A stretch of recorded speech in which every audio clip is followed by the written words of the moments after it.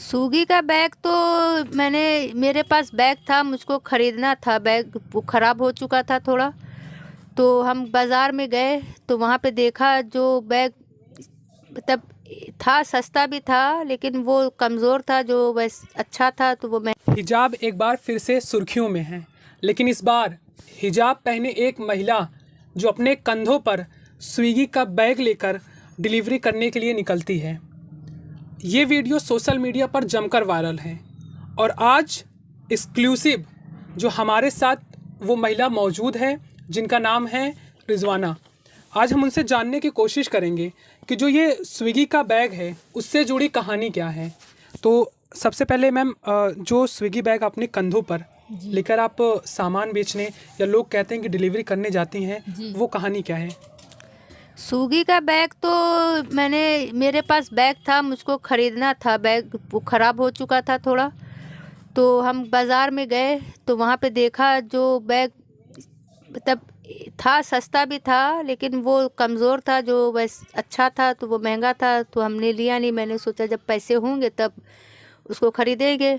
तो गए हम फेरी पे, अपने काम पे गए थे तो एक शख्स इस बैग में स्वेटर वगैरह बेच रहे था। तो उसने बोला कि आप ये बैग ले लिए, आपके लिए सही होगा और इसको हम आपको कम दाम पे दे देंगे। तो मैंने कहा ठीक है, आप कितने का देंगे? तो उन्होंने बोला 50 रुपए का। तो मैंने उनको ये 50 रुपए दे के उनसे ये बैग ले लिया था। ये आपका जो सफ़र है स्विगी बैग से पहले जो सामान डिलीवरी करने का, ये कब से शुरू हुआ आपका सफ़र? ये सफ़र मेरा कम से करीब 3 साल से हम कर रहे हैं। अच्छा जी। मतलब 3 साल पहले। आपके पति कहाँ हैं इस टाइम? पति मेरे 3 साल हो गए हैं, तब से लापता है। लापता हैं? कहाँ गए कुछ पता नहीं चला? नहीं, पता ही नहीं चला। हम लोगों ने ढूंढा भी लेकिन मिले ही नहीं कहीं। हम तीनों अम्मा बेटियाँ जो हैं सब तरफ ढूंढा भी, जहाँ जहाँ उनके वो जैसे महल्ले के लोग बताते थे कि फला जगह पे वो काका मिले, फला जगह पे काका दिखे थे। तो सारी जगहों पे हमने उनको जाके ढूंढा, दुकानों पे जाके हमने उनसे पूछा कि ये फ़ोटो लेके गए उनके, ये आदमी को देखा या ये आदमी को देखा। ठेकों पे भी, दारू ठेके पे भी गए लेकिन कहीं उनका नहीं मतलब। लेकिन एक जो सवाल बड़ा यहाँ पे उठता है, क्योंकि आप नकाब पहनकर सामान बेचने जाती हैं और जो कभी आपको ऐसा लगा कि आप नकाब की वजह से कोई आपका सामान नहीं खरीद रहा है या आपको एक कुछ गलत नज़र से देख रहा है, ऐसा कभी आपके साथ कुछ हुआ है?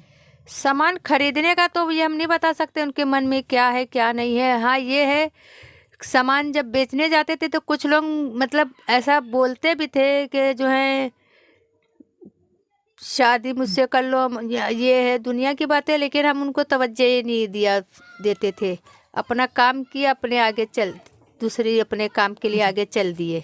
सोशल मीडिया पे जो तस्वीर वायरल हो रही है, क्योंकि मोहल्ले में यहाँ पे आप शायद काफ़ी दिनों से रह रही हैं, जी। तो तस्वीर वायरल होने के बाद जब लोगों को पता चला कि आपके घर पे मीडिया आ रही है, तो क्या लोगों से यहाँ पे आपकी बातचीत हुई या वो कुछ कहते थे कि पहले मतलब कम बोलते थे, अब आप थोड़ा ज़्यादा फेमस हो चुकी हैं तो कुछ अंतर हुआ है, ज़्यादा अहमियत आपको मिल रही है? महल्ले में तो सब खुश हैं, बाकी जो बच्चे हैं वो हमारे गले लिपट के चच्ची जो है वायरल हो गई है, चच्ची की वीडियो वो हो रही है, वीडियो बन रही है, ये सब हो रही। बच्चे हैं और बाकी बड़े तो सब बहुत खुश हुए कि जो है तुम्हारे साथ ये हुआ तो तुम्हारा अच्छा हुआ, तुम बहुत परेशानियां झेलती थी, तुम बहुत ये मतलब ये सब दुनिया की बातें करके कह रहे हैं, बाकी और कुछ नहीं। क्योंकि हसन, जैसे कि अगर देखा जाता है भारत में, ये एक मतलब जो हम कहेंगे कि एक केस नहीं है, ऐसे बहुत सारे लोग होते हैं, लेकिन इनकी जो हिम्मत है, इनकी जो क्या बोलते हैं मेहनत है, उसकी दाद देनी चाहिए। क्योंकि इन्होंने भीख ना मांगकर ये अपनी मेहनत पर, अपनी काबिलियत पर, अपने हौसले पर भरोसा रखते हुए ये रोड पे जाती हैं और मेहनत करती हैं। क्योंकि अगर हम लखनऊ की बात करें तो यहाँ पर बहुत सारे लोग आपको दिख जाएंगे जो आपको इस तरीके से काम करते हुए नज़र आते होंगे। हाँ, बहुत सारे लोग हमें भीख मांगते हुए भी दिखेंगे जिनके हाथ पर बिल्कुल अच्छे होते हैं, तो उनसे ये बहुत ज़्यादा अलग हैं और ये बहुत मतलब उस कम्युनिटी को ये रिप्रेजेंट कर रही हैं जो मेहनत करके कमाते हैं, खाते हैं और अपने बच्चों के पेट पालते हैं। मतलब समाज में ये जैसा काम कर रही हैं। हाँ। एक मैसेज जाना चाहिए कि बिल्कुल हम अगर उस लायक हैं, अगर हमारा हाथ पैर सही है तो हम भीख ना मांगकर हम काम कर सकते हैं। जी, आपके परिवार में कितने लोग हैं? परिवार में मेरे बच्चे तो 4 हैं, जिसमें एक की शादी कर दी, बाकी 3 बच्चे मेरे साथ रहते हैं। जी। तो ये जी। बड़ा छोटा कमरा, मतलब सोने वोने में दिक्कत तकलीफ नहीं होती क्या आप लोगों को? 3-4 लोग साथ में सोते हैं। दिक्कत तो बहुत होती है। देखिए अभी इतना तक हम लोग बेड़े बेड़े लेटते हैं, लेकिन जो है जैसे कभी पैर फैला लिया दीवार पे ऊंचे करके, कभी जो है समेट लिया, ऐसे करके मैनेज करते हैं। जैसा कि आपने ऑफ कैमरा बताया है कि ये 10 बाई 10 का कमरा है, जिसमें यहाँ पर वॉशरूम भी बगल, अगर मैं दिखाना चाहूँगा कैमरामैन से कहूँगा वो वॉशरूम दिखाएं।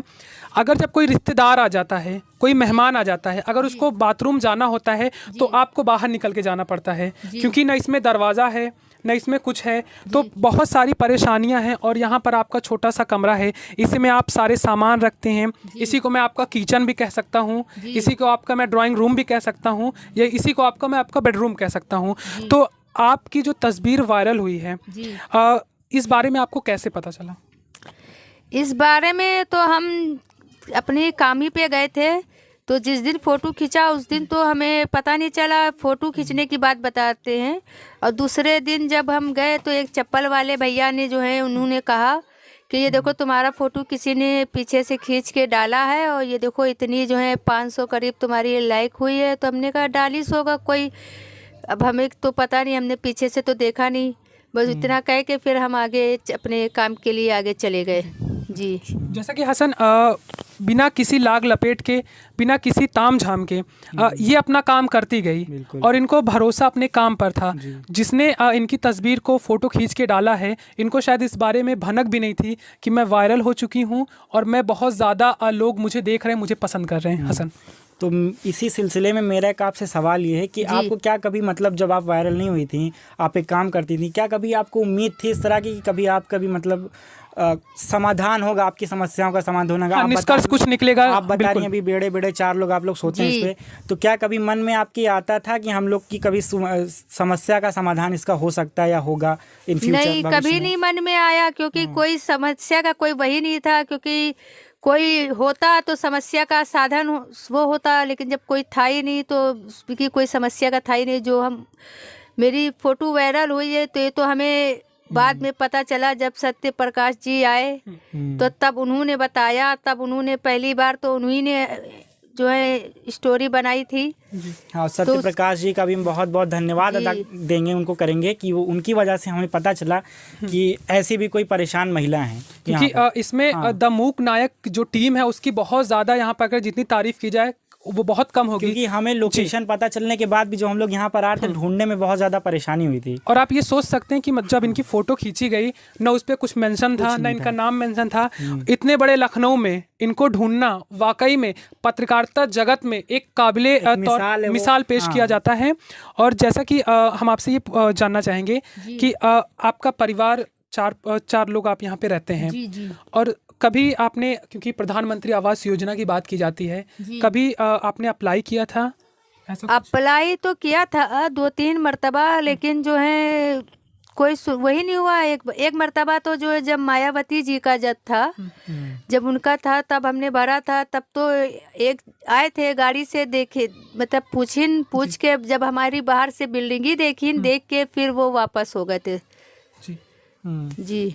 एक चीज़ मैं ये यहाँ पे कहना चाहूँगा, जैसे आपके लोग मदद के लिए आगे बढ़ रहे हैं, आपका सपना क्या है कि अगर लोग मदद कर रहे हैं तो आगे चल के आप क्या करना चाहती हैं, ताकि आपके बच्चों का भविष्य जो है वो अच्छा हो सके, वो अंधकार में ना रहकर वो एक उम्मीद की किरण की तरह वो आगे बढ़ सके?